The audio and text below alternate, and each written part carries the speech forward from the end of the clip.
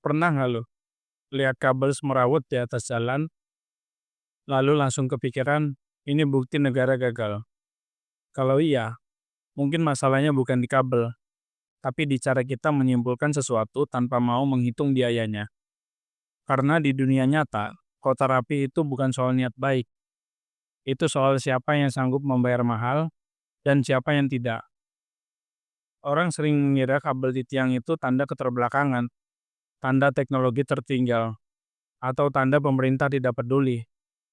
Kesimpulan itu terdengar masuk akal, tapi kota tidak bekerja sesederhana itu. Banyak hal di kota terlihat buruk bukan karena salah, tapi karena terpaksa. Dan di titik ini, kebanyakan orang berhenti berpikir. Mari kita luruskan satu asumsi yang paling sering dipakai. Banyak orang percaya kabel udara ada karena cuaca kita tidak begitu ekstrim. Hujan deras, angin kencang, dan petir. Masalahnya, fakta tidak hanya itu saja. Amerika Serikat, negara dengan badai, tornado, salju, dan topan, masih menggunakan kabel udara di sebagian besar wilayahnya. Bukan di desa terpencil, tapi di kota, di kawasan suburban, di area yang sangat berkembang. Kalau cuaca ekstrim adalah alasan utama, Amerika seharusnya menjadi negara pertama yang menanam semua kabelnya. Tapi, mereka tidak. Artinya jelas, cuaca bukan faktor utama. Dan kalau asumsi ini runtuh, kita harus cari alasan yang lebih jujur. Sekarang kita lihat negara yang sering dijadikan standar kemajuan. Jepang, Singapura, beberapa kota di Eropa, langit mereka bersih, kabel ditanam, kota terlihat tenang. Lalu kita bilang, itu karena mereka lebih disiplin, atau karena budayanya lebih tertib, atau karena pemerintahnya tegas. Jawaban itu nyaman, tapi tidak lengkap. Negara-negara ini menanam kabel bukan karena lebih pintar, tapi karena mereka membayar lebih dulu. Kota mereka dirancang sejak awal untuk menampung utilitas. Ada jalur khusus, ada ruang yang disiapkan, ada peta bawah tanah yang presisi, kabel tidak menumpang, mereka punya tempat. Sekarang, dibandingkan dengan Indonesia, banyak kota kita tidak dibangun. Mereka tumbuh lebih padat, tumbuh lebih cepat, dan tanpa jeda.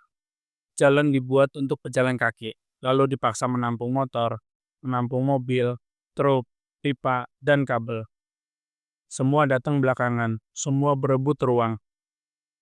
Di kondisi seperti ini, kabel udara bukan pilihan estetik, itu pilihan teknis, yang paling murah dan paling mungkin. Menanam kabel bukan sekedar menggali tanah. Lo harus tahu apa saja yang sudah ada di bawah jalan. Pipa air, saluran limbah, gas, fiber optik, dan drainase lama, yang kadang bahkan tidak tercatat. Satu kesalahan kecil saat menggali bisa mematikan air satu kelurahan, listrik satu kecamatan, dan internet satu kota. Belum lagi tanah Indonesia memiliki curah hujan yang tinggi, drainase sering buruk, risiko banjir dan korosi, semua itu menaikkan banyak biaya. Menanam kabel 1 kilometer bisa setara dengan membangun satu ruas jalan baru. Dan kabel itu bukan satu. Ada listrik, internet, telekomunikasi, TV kabel, dan CCTV. Semua butuh koordinasi lintas lembaga dan lintas kepentingan.